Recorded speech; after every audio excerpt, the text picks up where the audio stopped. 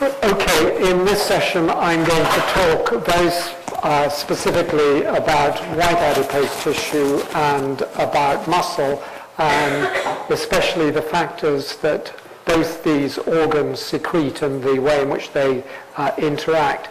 Let me begin, however, by starting with the final slide that I showed in the first session, that is the classical energy balance equation. So what we're going to focus on, at least initially, is the white adipose tissue and what its various functions are, over and above the function of buffering the difference between energy intake and energy expenditure. So again, I'm going to show you a simple histological picture. I don't think this comes out very well with the lights, but there are just two or three things that I want to emphasize from it. The first is that when you look at a classical histological picture of white adipose tissue, what you see is essentially only what are white adipocytes. You don't seem to see anything else. What you also see is very large cells. Now at that level, this looks to be a very, very simple structure. And I think it's important to say that the simplicity of this picture is why it took us a very long time to understand that white adipose tissue is actually a really very exciting organ, one that does is involved in a whole range of processes. If you look at it just like that, it looks about as uninteresting a tissue as you could imagine, and certainly those who were used to looking at the neurons and the brain and that sort of thing, to see something like this looked infinitely dull. The second thing I want to emphasize from it is that it would appear from this sort of picture that essentially the only type of cell that is present in white adipose tissue, and I'm talking exclusively about white adipose tissue now, not brown, is the adipocyte itself. It would seem that there's almost nothing else there. That's partly because the cells are very large, so anything else gets sort of squeezed out during or when you see this type of picture. But in practice, white adipocytes are only of the order of 30 to 40% of the total cellular content of white adipose tissue, despite that appearance.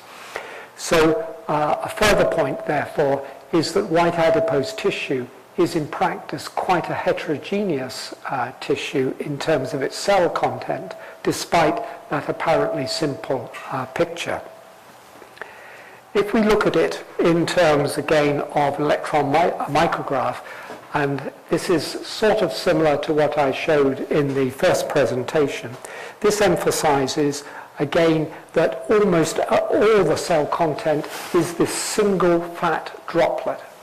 There is cytoplasm, of course, but it's fairly sparse. This is the nucleus here, and if you can see mitochondria, they look pretty unimpressive relative to those incredible mitochondria from brown adipose tissue that I showed you earlier. So that sort of picture appeared to suggest a cell that was very limited in what it does. What does it do? Well, of course, lipid storage is a very central function. And the lipids that adipocytes store can be obtained from three major sources.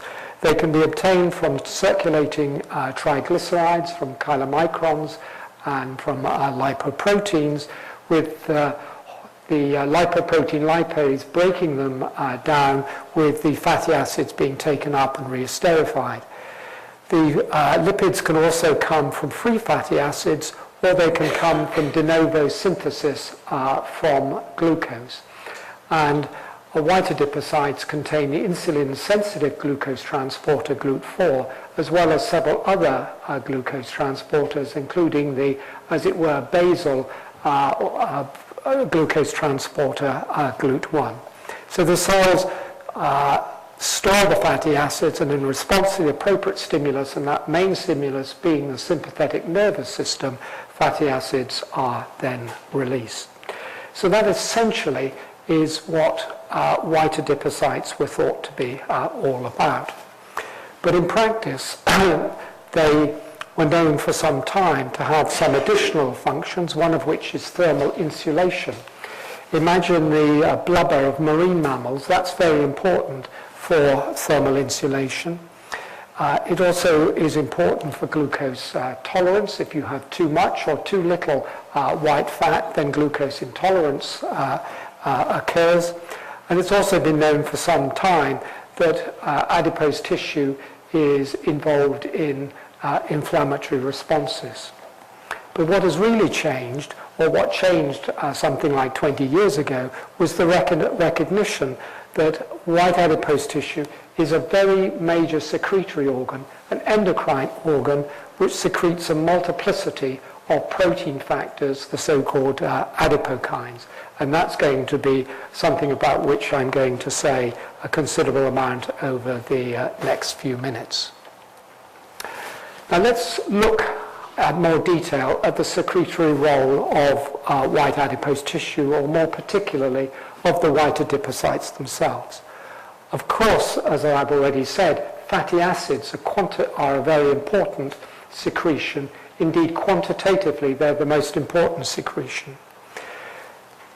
White adipocytes also store and release a number of other lipid moieties. That includes cholesterol. They don't make cholesterol, but they store it and will release it. They will take up and release retinol, vitamin A. They are involved in certain aspects of steroid hormone metabolism, for example, the conversion of cortisone to cortisol. They will store vitamin D, and indeed one of the hydroxylations of vitamin D can take place in white adipocytes too. The cells synthesize and release various prostaglandins, and they can also produce certain endocannabinoids as part of the cannabinoid system. So there are a multiplicity of lipid factors that white adipocytes release.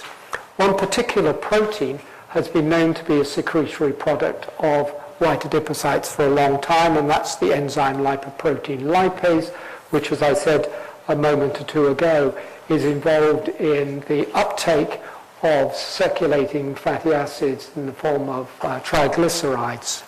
So the lipoprotein lipase is released from the fat cell in order that the free fatty acids can be taken up into the cell and be reesterified. Now, what really changed our view, our perspective on white adipocytes, and indeed on white adipose tissue, was the discovery of the hormone leptin in 1994. I suspect that most of you in the audience are too young to have been excited by the day that this issue of Nature came through the post. It was in December the 1st, 1994, and it reported the cloning of the gene that is responsible for the obesity in what at the time was the most widely used animal model of obesity research, namely the genetically obese obob mouse. And the cloning of that gene resulted in the identification of a new hormone, that hormone being subsequently termed leptin, from the Greek leptos, meaning small or thin. And leptin is a 16,000 molecular weight cytokine-like hormone, which is secreted, initially it was thought exclusively from adipocytes, but now we know that it's produced, albeit in smaller amounts, from a variety of other cells as well. And it plays a critical role in the regulation of energy balance, and it plays a critical role in the regulation of energy balance because if you have a mutation in the gene, or indeed the receptor for the gene, then you get a severe obesity. And this is true both in animals, rats and mice, as well as in humans. This slide shows, in effect, the animal that was on the front cover of Nature. This is the obob mice, which has this mutation in this particular leptin gene, and the animals are about 3 times heavier than their lean siblings, and all that extra weight is adipose tissue. So what this did was to identify a critical factor in the regulation of energy balance that was secreted from white adipocytes. And the initial concept, which is still deemed to be broadly correct, is that this factor, which in a sense is reminiscent of something called a lipostatic signal that had been considered to exist since the 1950s, is released into the circulation, and that it affects energy balance by inhibiting food intake through a variety of neuropeptides and other factors in the hypothalamus. And this release of leptin then inhibits food intake, and indeed there's a feedback loop to the adipocyte regulating the production of the hormone. Now, leptin really is a very powerful factor in the regulation of food intake, and I've illustrated that with this old slide here. If you take these obob mice that are eating more than normal, and you inject them with saline, and you can see here blue controls, nothing much happens. But if you inject them with recombinant leptin, and these are animals that have never seen the normal hormone, then you get a rapid, substantial reduction in food intake.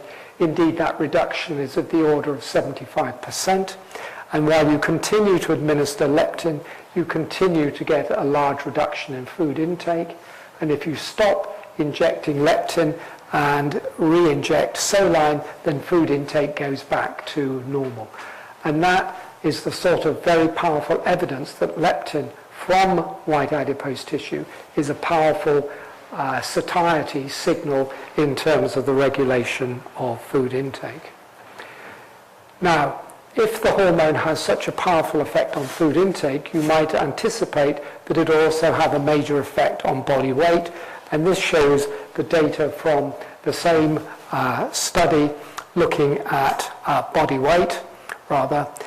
Here are the control animals receiving saline, no real change in weight. The animals receiving leptin show a rapid progressive fall in weight, and again, if you stop injecting the hormone and inject saline, then the body weight begins to rise again. So major effect of the hormone on food intake, major effect of the hormone on body weight.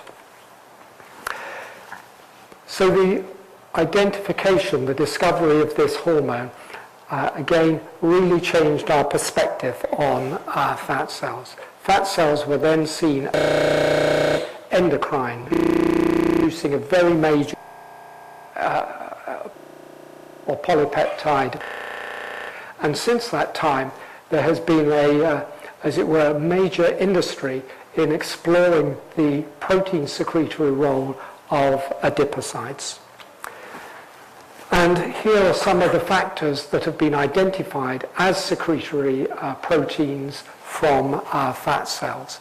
They include classical cytokines such as TNF-alpha, tumor necrosis factor alpha, interleukin-1 beta, interleukin-6.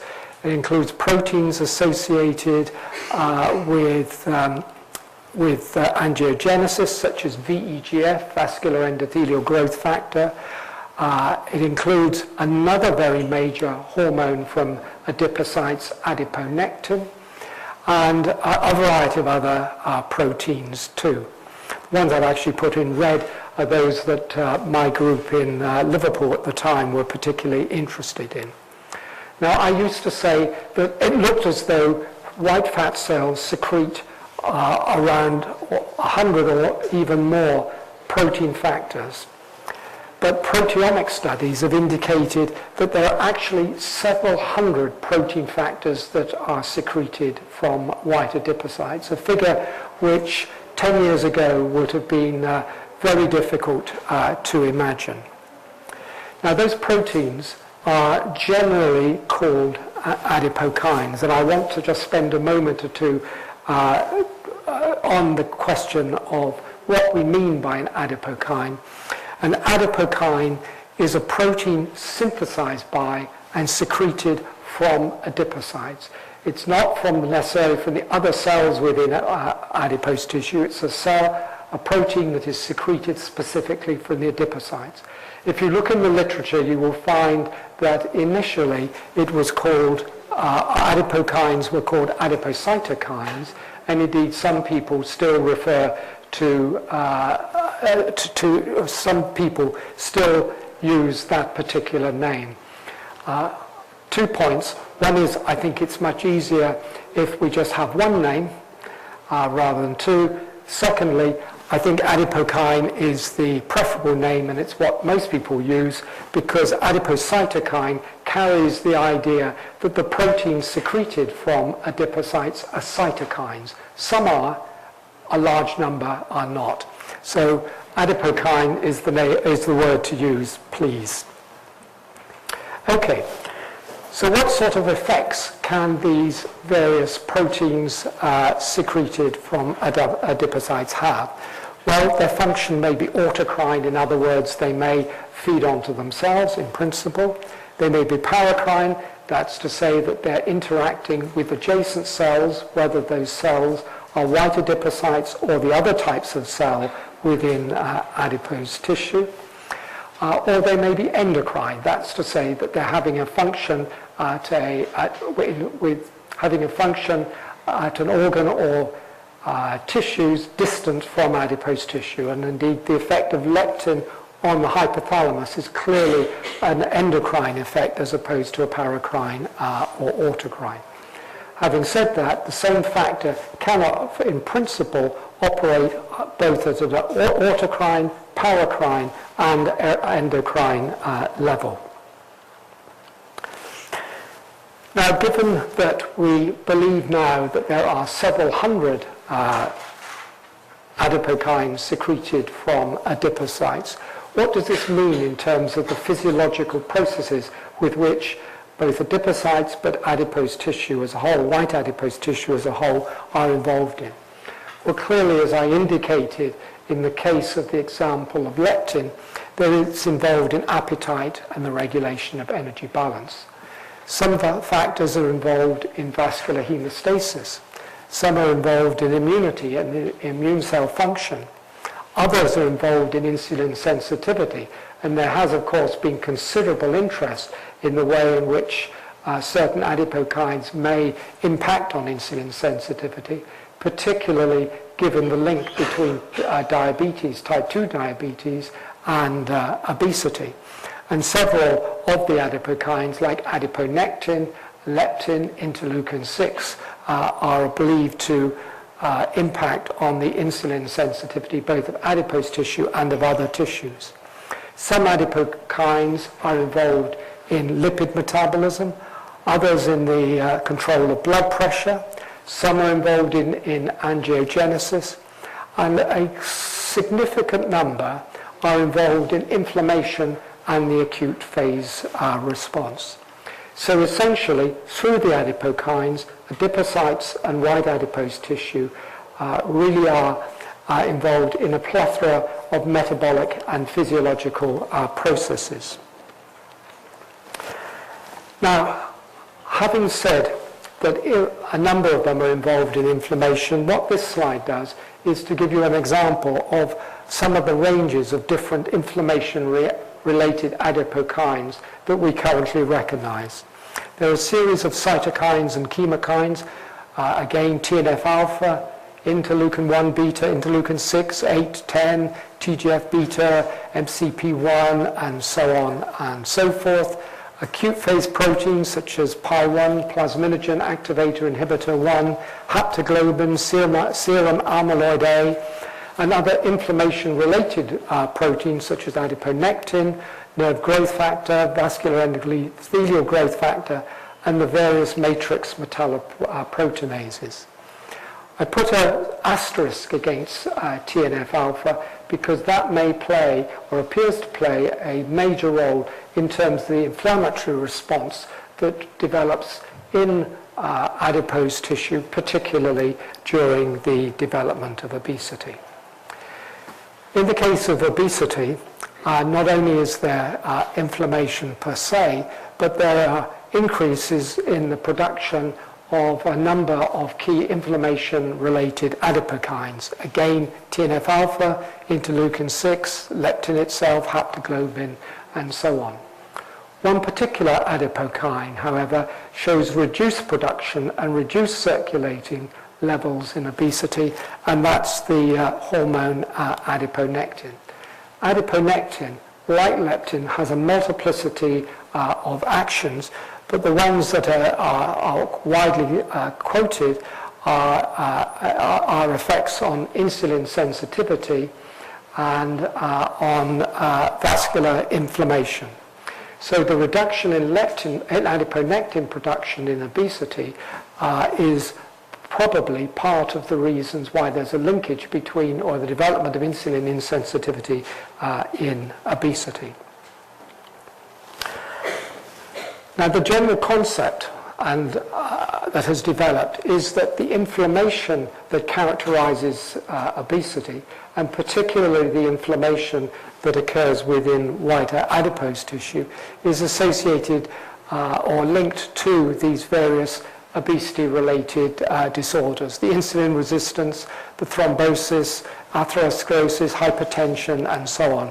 Indeed, some of these components of what we call the metabolic syndrome.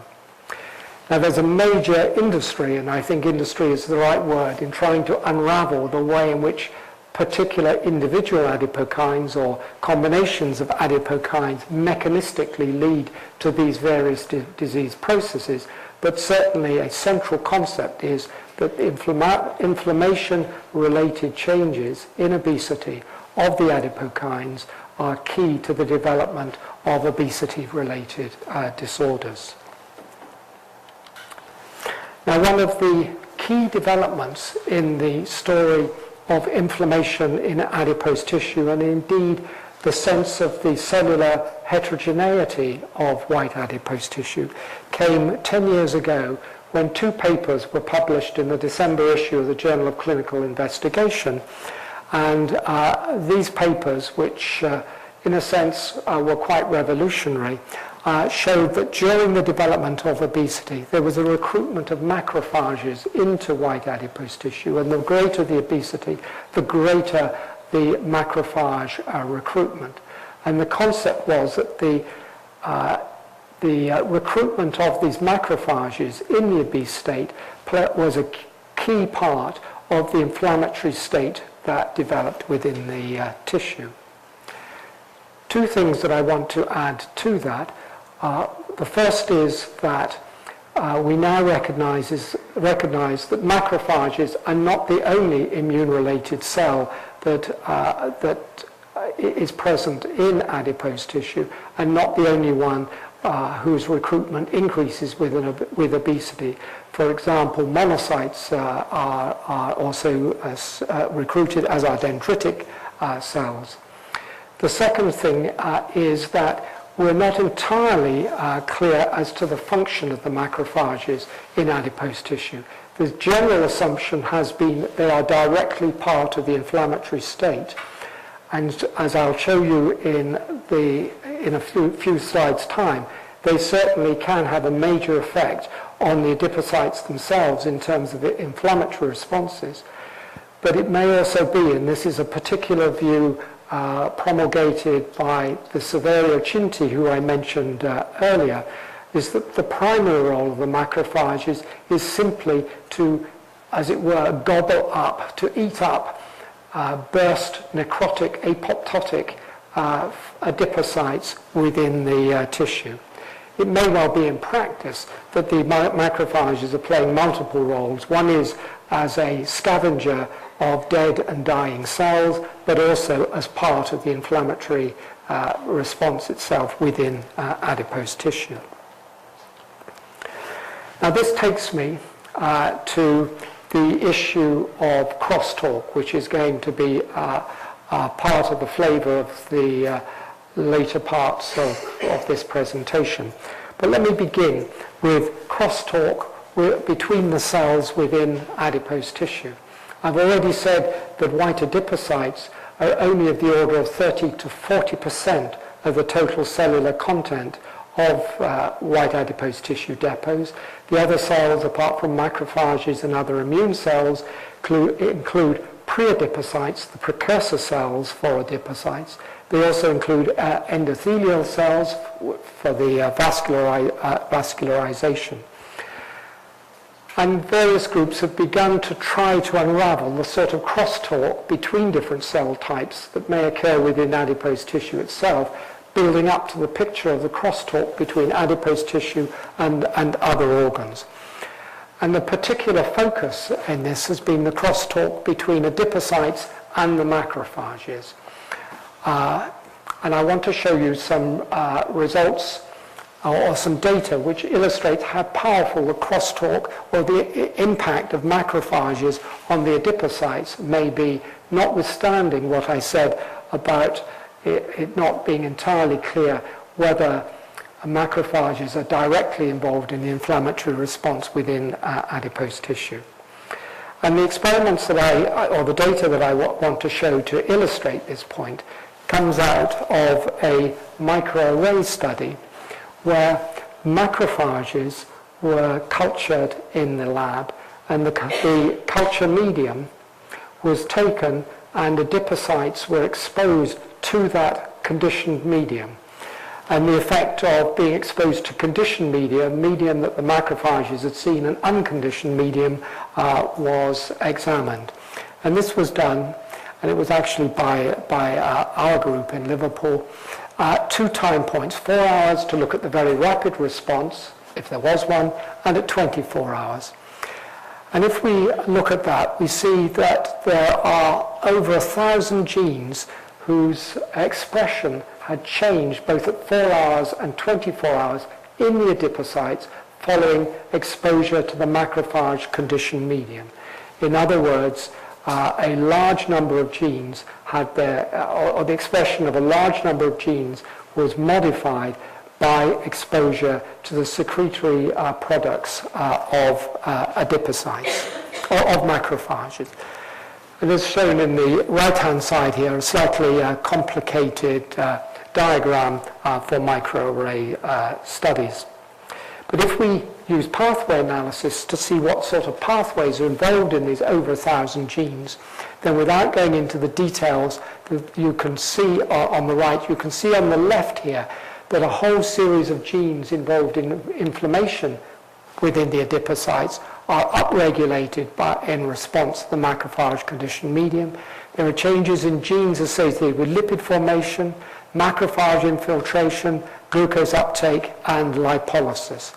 But the most extensive effects in terms of the number of genes was the upregulation of genes associated with inflammation within the adipocyte themselves. So macrophages can have, at least in principle, a major effect of inflammation in adipose tissue by virtue of stimulating the inflammatory response within the fat cells themselves. If we look at some of the individual genes involved, the ones that really shine out are a group of matrix metalloproteinases. And you can see that some of these matrix metalloproteinases showed 1,000 to 2,000-fold increases in expression in the fat cells in response to macrophage conditioned medium. And these matrix metalloproteinases are involved in cellular, in remodeling of tissue, remodeling of the extracellular matrix in particular. So one of the roles of macrophages may well be to stimulate a remodeling of the extracellular matrix within adipose tissue.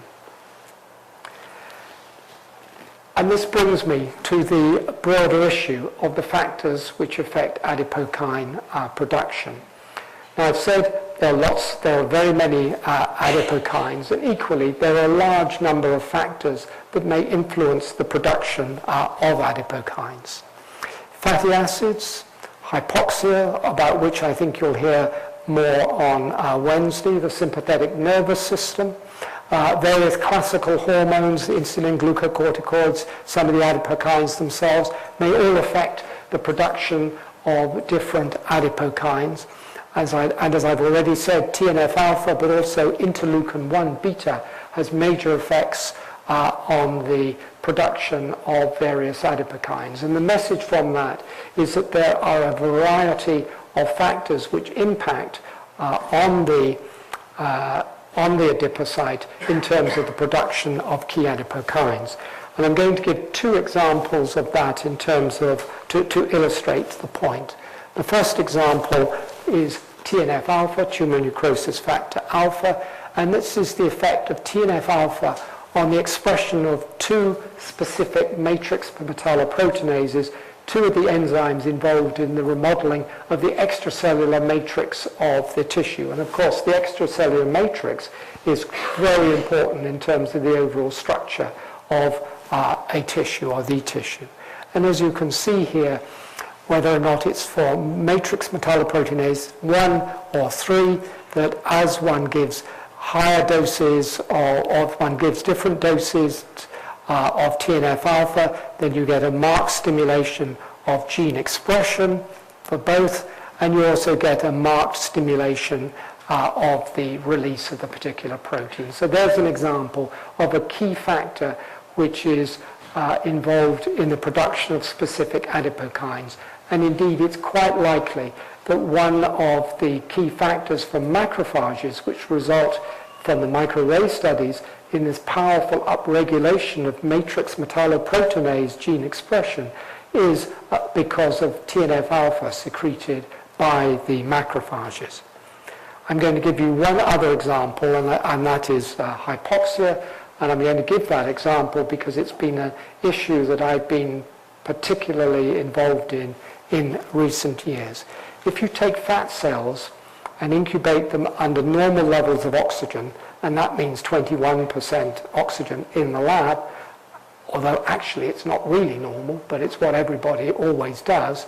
And if you then take other fat cells and expose them to hypoxia, reduced oxygen tension, 1% O2, then what you see is there are effects on the production of a number of adipokines, and I've just put 4 here for illustration. You can see hypoxia markedly stimulates the production and release of leptin from fat cells. It markedly stimulates the release of vascular endothelial growth factor, an angiogenic factor involved in the development of the vascular system. It also stimulates or leads to an increase in the production of interleukin-6. One particular factor, adiponectin again, shows a reduced production in response to adiponectin. These changes parallel the changes that you get in obesity, and one idea is that as obesity develops, a state of relative hypoxia may also develop in at least some adipose tissue depots, and that this impacts on the production of adipokines linked both to inflammation but also to insulin sensitivity. But certainly, hypoxia can be a powerful influence, like TNF-alpha is a powerful influence on the production of various adipokines. Now, the picture that has developed then since the discovery of leptin and these other key adipokine and adipokine hormones from adipose tissue is that there is not only crosstalk within the tissue, as I've just been talking about in relation to macrophages and adipocytes, but also between adipose tissue and other organs. Clearly, leptin interacts and there communicates with the brain in the control of food intake, as I illustrated earlier. But there's also an interaction between adipose tissue and muscle, and this is an area of growing interest. Indeed, we've got a situation now where something like 20 years or 10, so maybe 10 to 15 years to be more accurate, after the establishment of the adipokine concept, we're paralleling that now with the development of the myokine concept. That's to say that muscle cells produce or secrete a variety of proteins which have local and distal metabolic regulatory functions. And the next 3 or 4 slides are taken from a very recent review by the person who has been the pioneer in the development of the myokine concept, indeed was the person who articulated it, Bente Carl and Pedersen from Copenhagen. And essentially, the view is that there is a communication between adipocytes and muscle through the production both of myokines and of adipokines, and that both are implicated in the development of the diseases associated with obesity and the general metabolic dysregulation. Now let me, having carefully emphasized our definition of an adipokine, let me equally emphasize or highlight what we mean by a myokine. A myokine is a protein synthesized by and secreted from skeletal muscle cells. It's not a protein that is synthesized and is part of the structure, sort of like actin and myosin in the muscle cell. It's a protein that is secreted. And in a sense, again, the development of the myokine concept has really followed the development of the concept and the sort of work that has occurred with adipocytes and adipokines. And what this slide shows, and again it's taken from this review from Pedersen, is some of the emerging myokines that we now have. It's been known for a long time that muscle cells secrete myostatin, which is involved in muscle hypertrophy. But what Carl and Pedersen in particular did was to show that in muscle, primarily after exercise, there was a major production and release of interleukin-6. Indeed, plasma IL-6 levels rise very considerably during and after exercise. Indeed, up to 100-fold increases in interleukin-6 levels in the circulation have been reported following severe exercise. And it's now clear from both studies looking at gene expression within slices of muscle, but also cell culture work on myocytes, that muscle cells can express, produce, and secrete interleukin-6 in substantial quantities. Now, the interleukin-6 development has been followed by the identification of an increasing number of other similar proteins, and they include other cytokine and chemokine related factors such as interleukin-8, and as we'll see in a moment or two, a particular factor irisin. Most of the work initially on myokines has been done in the same way conceptually as on adipokines, and that is that people have looked for a candidate factor, something that they were interested in or came across on an individual basis as a matter of serendipity. But in the last couple of years, proteomic studies have begun to be done on skeletal muscle in the same way that they've done on adipocytes. And the message that seems to be coming through on the proteomics studies, very similar to the studies of proteomics of fat cells in culture, is that there aren't just a small number of myokines. There may be several hundred myokines, certainly in excess of 100. So the concept that is really beginning to evolve then is that muscle cells are very similar to adipocytes in terms of the sheer number and range of secretory proteins that are released. And maybe, in a sense, we have an even bigger picture with more and more cell types being recognized to be secretors of protein signals and factors in a way in which a decade or so ago simply was not realized. Now, in terms of the interaction from muscle or signaling from muscle to adipose tissue, so far the main emphasis has been on two particular factors. Interleukin-6, which initially was suggested as stimulating interleukin-6 from muscle as having a stimulatory effect of lipolysis in adipose tissue, in adipocytes. That's less clear now. There is a suggestion that it may modulate or affect insulin sensitivity. There are also suggestions that it may affect fat oxidation too.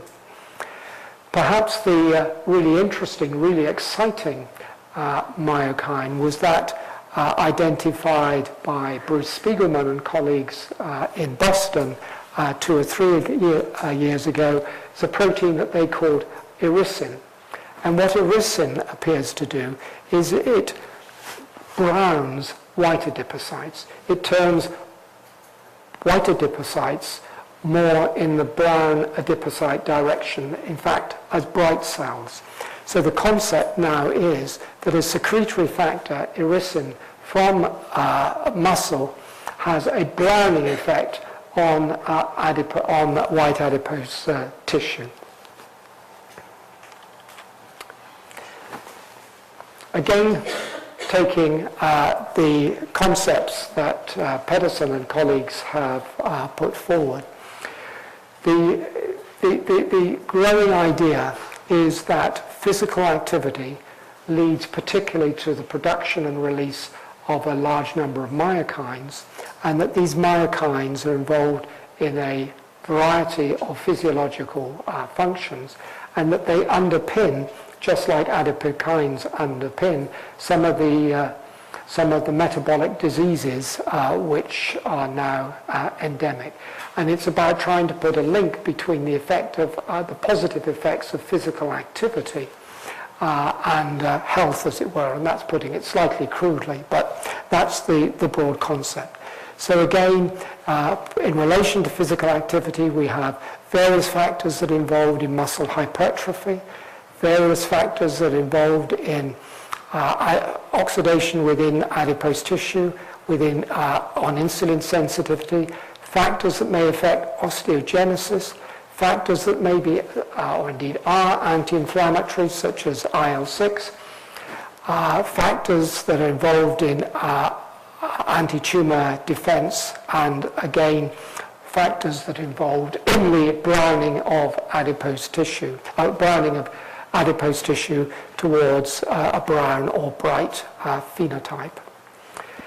These at the moment are essentially emerging concepts, but it's really become quite an exciting field. So let me close with 2 final slides. The first of the final slides is a summary of the key points that I've made in both these presentations. First of all, white adipose tissue is the main site of fuel storage in the body, and particularly in the obese. There's a very large amount of it. Indeed, it may be half or more of our total body composition.